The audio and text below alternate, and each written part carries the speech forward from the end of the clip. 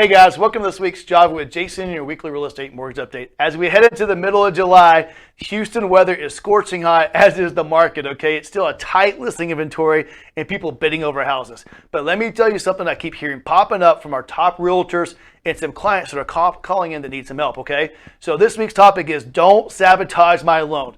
3 different realtors today, I called about 10 of them. 3 of the 10 had deals that weren't closing on time or weren't closing at all because they had a mortgage sabotage at the very end. I hate to say it, it happens more than you think. So here are 6 items that you need to look out for to make sure you have a smooth buying process if you're getting a mortgage loan.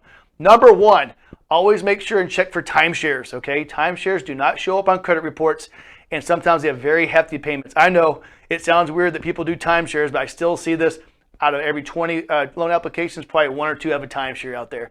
Number 2, do you have an IRS payment plan, okay? And this time of the year, because of COVID and because of the freeze, some of these taxes are the IRS taxes are just coming in. Some people haven't filed yet. So do you have an IRS payment plan, yes or no? Have you filed your 2020 tax returns? Number 3, do you have any reoccurring debt on your bank statement, okay? So sometimes the underwriter looks through the bank statements, and if they see a reoccurring $300 a month payment going out, they can count that in your debt to income ratio. My favorite one, I just happen to have it today, has only happened twice in my career. I had a client quit their job 3 days before closing, okay? So you have to have a job to close on a mortgage loan. I know it sounds weird, but a lot of people will quit their job and they have one lined up. So we have to have some paycheck stubs on the new job to be able to close your loan, okay?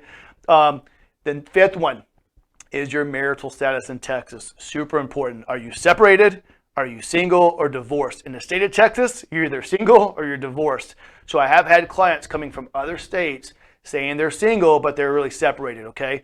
That can really cause a problem with your mortgage loan, especially government loans, because if you're still technically married, means non-divorced, we have to sometimes pull credit report on the other spouse, no matter what, okay? And the last one, the big deal killer, is old businesses on tax returns. I have a couple clients that are W-2 employees that had old businesses with losses on their tax returns. If we have to look at those tax returns, and even if the business is old, we have to count any losses on there, so that can sometimes pop up. So don't be sabotaged by a bad mortgage experience.